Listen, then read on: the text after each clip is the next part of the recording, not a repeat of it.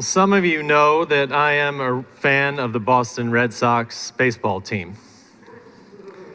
How that happened isn't a long story. My mom grew up in a family that had roots in Brooklyn. She listened to Dodgers games on the radio in the 40s and 50s, keeping the box score so when her father came home from his job at the hospital, she could describe the game to him. As a child, he, my grandfather, used to sneak into the bleachers at Ebbets Field in Brooklyn to watch the Dodgers. He snuck in because his shoemaker father had no money for frivolity. So baseball runs deeply in my family tree. And I grew up in New Jersey and in Massachusetts, and you could just call us anti-Yankee fans. The rivalry started in Brooklyn with their neighbors in the Bronx and was carried to the Mets in my era. And when my friend Raj said, "Let's root for the Red Sox," in the early 70s, I had a team in both leagues. When they faced each other in the World Series, I was in college and I joined the New Yorkers for the win. When I moved to Boston, my Red Sox fan came out, and there my first child was born, a Red Sox fan. The Mets stumbled, the Sox grew in strength. My second son was months old when in 2004, after a miraculous comeback to beat the Yankees in the playoffs, the Red Sox swept the Cardinals to win the World Series. The last time they had won before that was 1918. That night, Bill and Daleen Maxwell were coming home from choir practice and said to one another, "We can't let Daniel be alone on this night."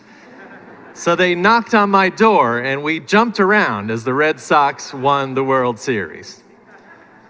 That's how I remember it anyway.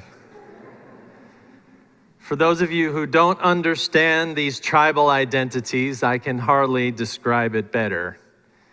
In the grand scheme of things, you say it means nothing. Wrong.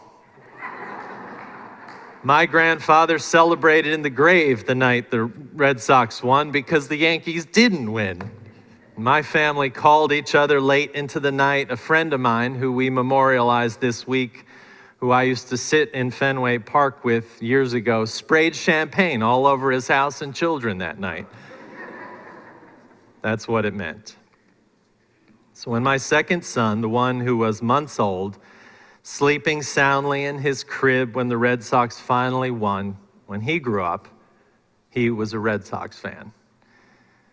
As my children grew, I helped coach their little league teams, the Red Sox.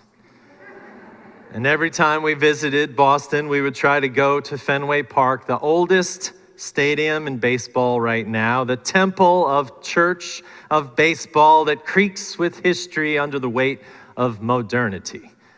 When we walk into that storied stadium and hear the sounds of the Fenway Park brass band echoing down Yawkey Way, we know we are hearing the prelude to church.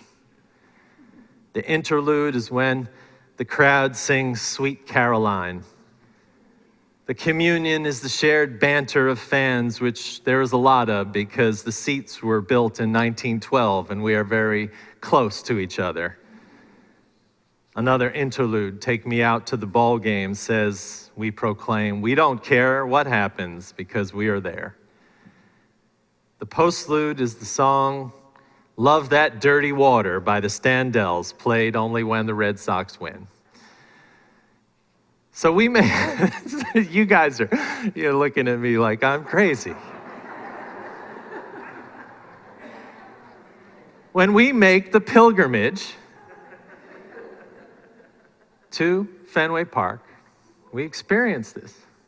One rainy summer evening, we went to see the Red Sox play the Oakland A's at Fenway. My mother, my kids, my wife, my sister sat through a 3-hour rain delay. Members of this church were there by coincidence, found us because of our Facebook posts, and we shared in the misery of the wait, but also in the splendor of the glorious, misty, rainy evening. The game was played in fits and starts, and then finally in the 9th inning, it was tied. You see, baseball doesn't run on a clock. So if the game is tied, it's like your shoes. They're tied until they're untied. So that night, after a 3-hour wait, a game that started closer to 10 p.m., was tied in the last inning, in the 9th, and in the 10th, and the 11th, and in the 12th. By the 13th inning, it was 1 a.m., and we don't leave church early. And by then, we had moved our seats down behind the dugout with the other 45 people left in the stadium. Unlike in church, in baseball, people want to be closer to the action rather than further. My family remained enthusiastic through the hours of misery, waiting, watching batters come and go, no score changes, extra innings. And my 7-year-old, the one who was in the crib when the Sox finally won the World Series, more than anything wanted a foul ball from a Red Sox bat. So he ran down to the edge of the field every time a foul ball was thrown over to the ball boy, hoping to get a coveted Red Sox ball. And every time my son went, he returned empty-handed. I could see he was losing faith. And I thought, this can't be. The son of a Red Sox who was born into a winning era, baptized into the World Series win after 89 years, he can't lose faith. So while the 27 of us fans who were left in the stadium cheered for the outcome to a long and winding game that now lasted late into the night, I thought, how could this boy leave here with his head down, feeling like he had failed in this experience? And finally, in the 14th inning, the Red Sox had a runner on third, the winning run, 90 feet away and only one out, 2 chances to seal the win. Everyone in the stadium knew the batter was going to bunt the run home. A bunt is a kind of half hit that puts the ball enough into the field to let the runner score. Everyone who was left in the stadium in the 14th inning, rain still coming down, 3 a.m., knew the batter would bunt, except the batter, who missed the sign from the coach. The runner raced toward home and only noticed his teammate had failed when it was too late. The runner was tagged out. We howled, trying to pump up my 7-year-old who was running out of steam and enthusiasm. We chanted and cheered, and then another foul ball was thrown over to the ball boy, my son, lumbering down to the edge of the field to ask for it again. A miracle happened. Everyone in the stadium, the 12 of us, plus my family, yelled, "Give the kid the ball!" And as if awakened from a dream, the ball boy finally turned to us and saw this small boy in a drenched yellow raincoat with a Red Sox hat standing near the railing with his hand out hoping for a ball. And blessing of blessings, he hands Nico the ball.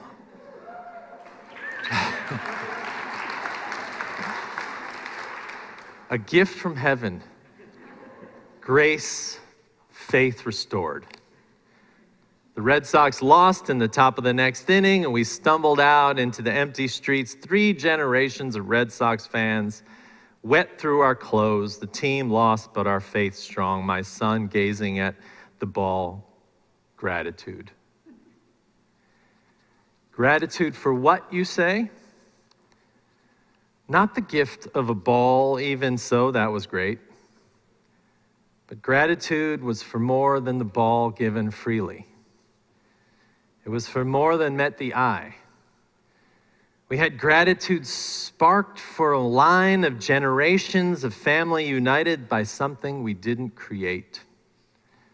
It was not just for the joy of a boy receiving a gift of grace from a moment he loved, but for the feeling of the passage of time circling back through me and my children and my mother and my grandfather, who was Nico's age when he snuck into the field in Brooklyn to get a glimpse of the American pastime. Gratitude, not just for the experience of doing something no one in my family will ever forget, but for being part of something bigger than ourselves, taking pleasure in its deliberations and possibilities, hopes and dreams. all that is kind of how I feel about church. I feel it, and I hope you feel it, that this church is the context for our gratitude. Not for its presence alone, but with its legacy and meaning in the world. You see, our faith is like the gratitude you can find at the ballpark if you open yourself to it, the gratitude you can feel here for life and legacy, which has a certain power. Our faith, just like my family, which is grounded in baseball, is grounded in a theology of gratitude.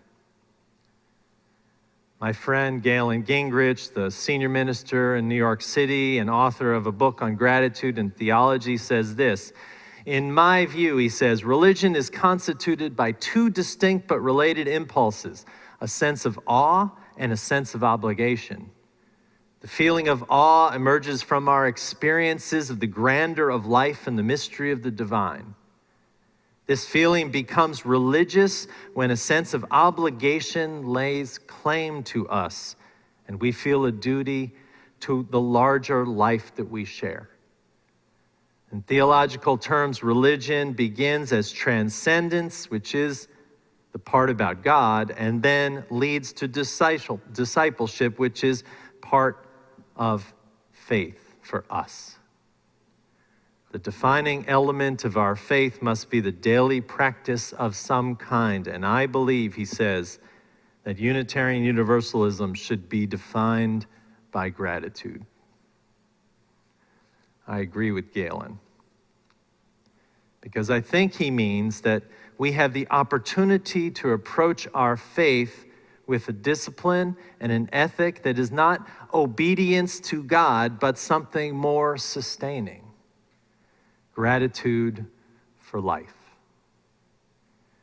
Unitarian Universalism's grounding theology, he says, could be a discipline of gratitude which reminds us how utterly dependent we are on the people of the world around us for everything that matters, and flows to an ethic of gratitude that obligates us to create a future that justifies an increasing sense of thankfulness from the human family as a whole. The ethic of gratitude demands that we nurture the world that nurtures us in return. Our motivation for gratitude then is the religious experiences we all have from time to time when we stop and take in how amazing life is, how the currents of time run through us, how awe-inspiring it is to be alive at all. The great physicist Richard Feynman once said that if you had to reduce scientific history to one important statement, it would be this, quote, all things are made of atoms. Bill Bryson, in his book, The Short History of Nearly Everything, great book, I recommend it to you, explains that 1 billion of the atoms in your body probably once belonged to Shakespeare. 1 billion more each came from the Buddha and Joan of Arc and Genghis Khan. And for now, trillions of these atoms have somehow assembled themselves into you, me, the baseball that is still on my son's shelf in his room, the seats at Fenway Park, the walls of this sanctuary, and the flowers given here for Chuck, the heart of the people who gave them, my grandfather, my mother, and me, billions of atoms shared.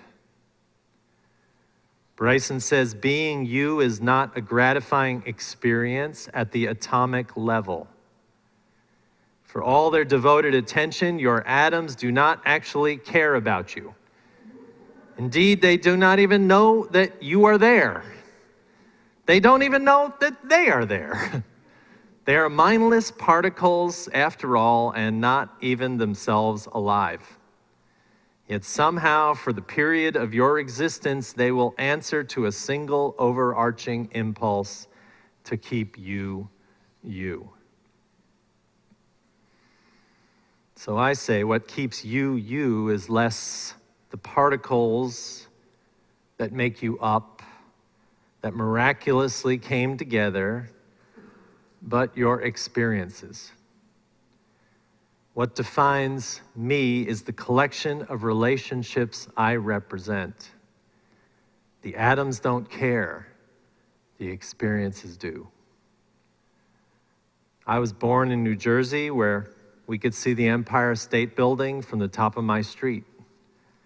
My family are Russian Jews who immigrated to the Berkshire Mountains in the 1890s and Italians who left the shadow of Mount Vesuvius for Brooklyn.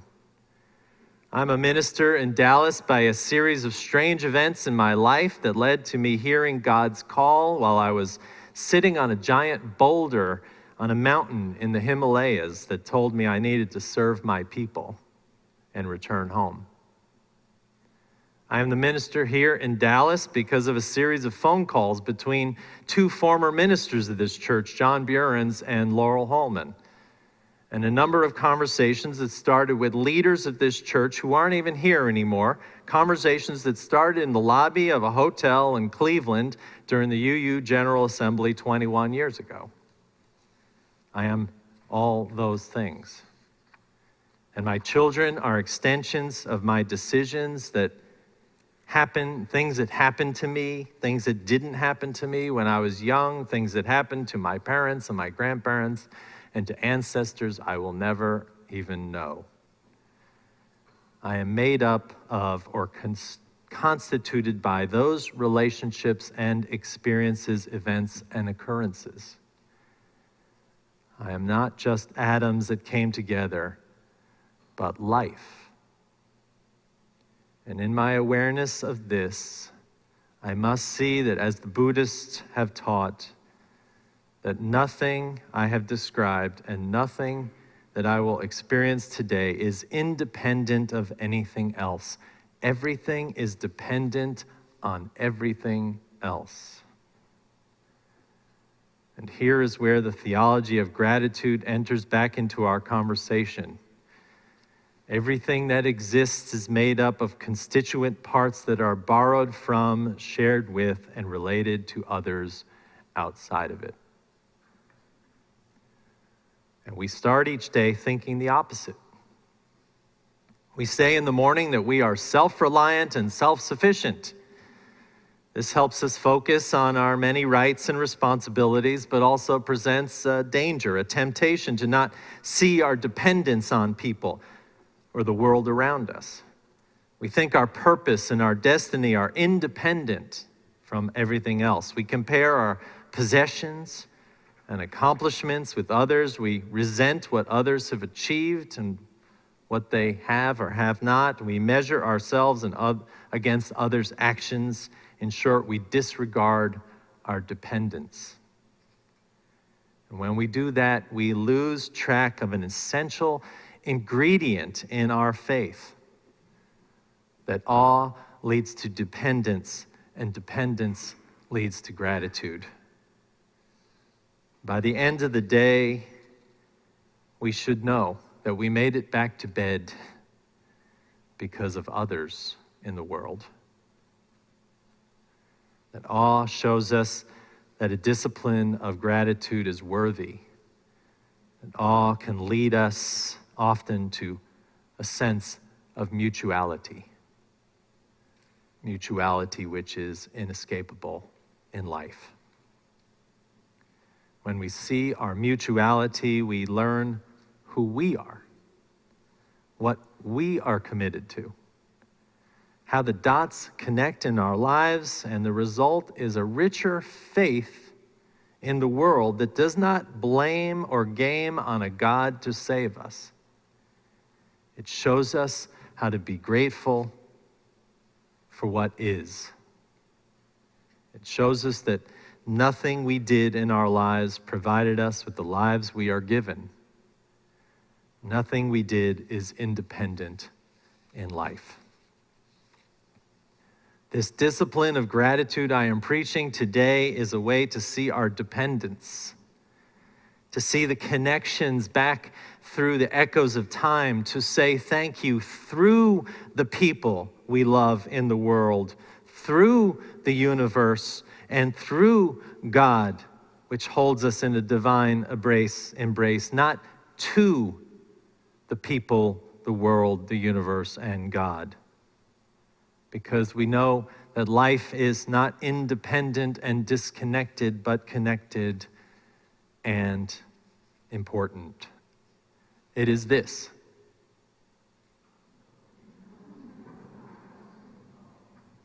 And knowing that this has nothing to do with the particulars of a tribal identity, a letter B on a hat, or a W in the win column, but everything to do with a history that binds us together and unites us in love. This is the connecting of dots through time and family and atoms, and seeing a shared humanity despite any despair we might encounter. This is saying thanks through all that life is. So in this season of gratitude, when we are tempted to have gratitude to something, let us think we might have gratitude through. Not only at the Thanksgiving table in a couple weeks, but each day that we are given. A gift that we did not earn or create, but enjoy all the same. Amen for now, and amen.